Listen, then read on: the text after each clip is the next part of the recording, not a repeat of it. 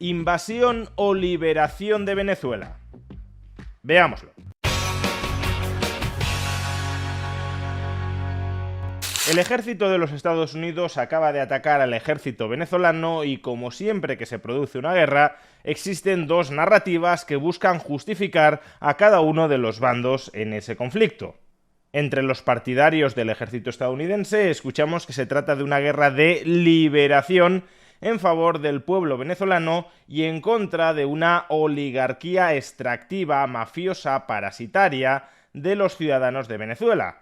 Y en el lado de los partidarios del ejército de Venezuela, escuchamos que se trata de una invasión para apropiarse de los recursos naturales, especialmente el petróleo, que hay en el país. Hablando de liberación del pueblo venezolano, se pretende justificar este ataque militar, y hablando de invasión para robar los recursos naturales del país, se pretende repudiar e incluso establecer una especie de coalición internacional en contra del mismo. ¿Quién tiene razón en este caso? Pues plenamente ninguno de ambos bandos, pues estamos en medio de una guerra de propaganda que suele ir acompañada de las guerras convencionales. Desde un punto de vista estrictamente jurídico, hay que decir que el ejército de los Estados Unidos está violando el derecho internacional atacando al Estado venezolano. El derecho internacional actualmente vigente solo permite ataques militares en dos supuestos. Uno, cuando haya una resolución de las Naciones Unidas que actúe de cobertura. Dos, cuando un Estado esté respondiendo defensivamente a los ataques de otro Estado. En este caso no concurre ninguno de ambos supuestos. Y por tanto, como digo, se está contraviniendo el derecho internacional. Algunos podrán no darle ninguna importancia a ese derecho internacional, porque en efecto la Organización de las Naciones Unidas es una organización supraestatal que da cobijo a decenas de regímenes tiránicos que oprimen a sus pueblos, pero eso no debería ser incompatible con reconocer la realidad fáctica de que se está violando el derecho internacional y que eso puede llegar a tener consecuencias de futuro. Por ejemplo, si China quisiera invadir Taiwán, sería difícil reprocharle que está vulnerando el derecho internacional cuando el propio Estados Unidos lo ha hecho. Y en segundo lugar, Estados Unidos también está vulnerando su derecho interno. Cualquier declaración de guerra dentro de los Estados Unidos debe ser autorizada por el Congreso de la Nación, cosa que en este caso no ha sucedido. No es la primera vez que sucede y por desgracia no será la única. Es una nueva escalada en atribución de poderes extraordinarios al presidente de la nación sustrayéndoselos al Congreso. Es decir, es una forma de ir minando la separación de poderes dentro de los Estados Unidos, concentrando cada vez más de esos poderes en una sola figura, el presidente. Ahora bien, sería tremendamente ingenuo pensar que solo el ejército de los Estados Unidos está actuando antijurídicamente. Al fin y al cabo, el régimen de Nicolás Maduro es una dictadura que ha cometido un obsceno fraude electoral para perpetuarse en el poder y seguir parasitando a sus ciudadanos. Cuando se dice que el ejército de los Estados Unidos está atacando la soberanía del pueblo venezolano, esta frase en sí misma ya es un ejercicio de propaganda, porque el pueblo venezolano no es en absoluto soberano, dado que se halla bajo el control, bajo el dominio de esa oligarquía dictatorial como es el régimen bolivariano de Nicolás Maduro.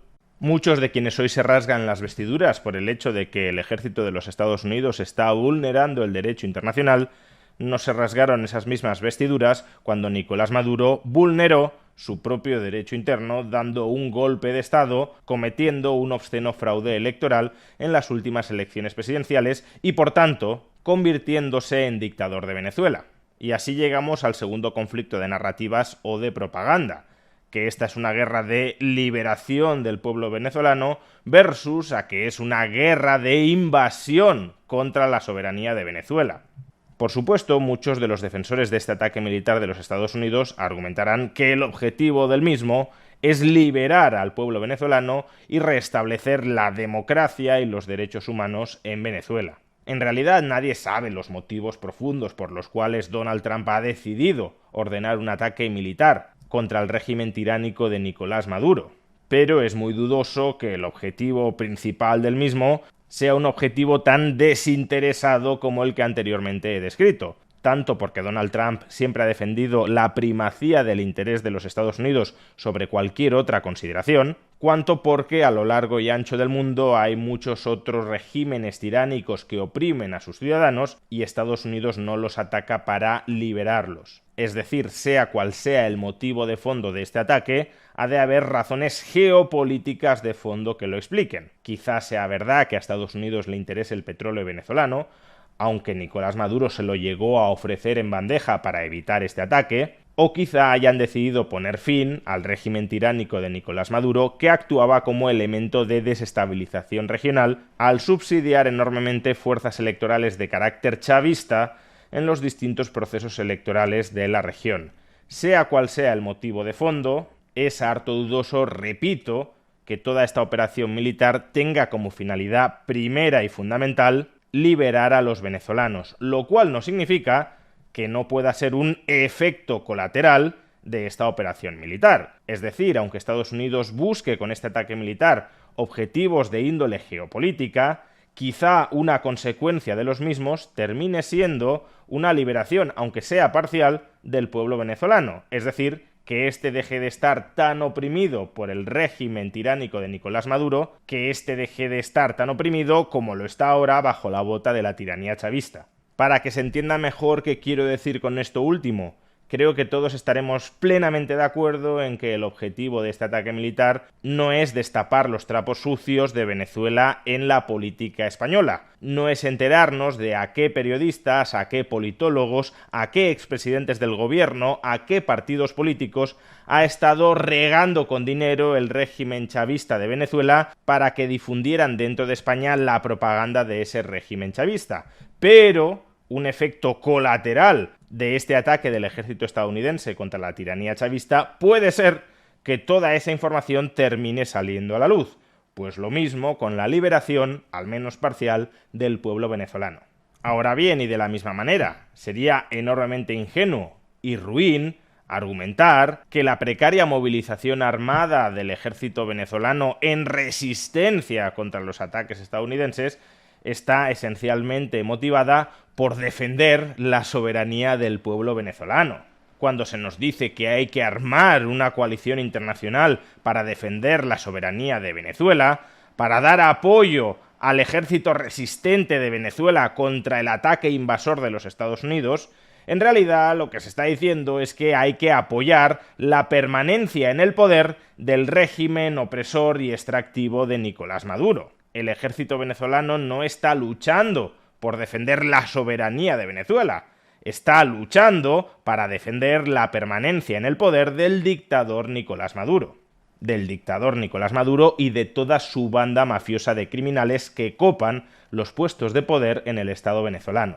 Tampoco se defiende la soberanía del pueblo venezolano sobre los recursos naturales de la nación, porque esos recursos naturales estaban siendo parasitados, expropiados y objeto de latrocinio por parte de la oligarquía de Nicolás Maduro. Es decir, que en todo caso se seguiría defendiendo el lucro por parte de esa casta parasitaria sobre esos recursos naturales. Por tanto, como vemos, ambas narrativas justificativas de ambos lados en este conflicto contienen importantes elementos de propaganda. Ninguno de los dos bandos está actuando en pleno de manera jurídica, y los dos están falseando los hechos para justificarse.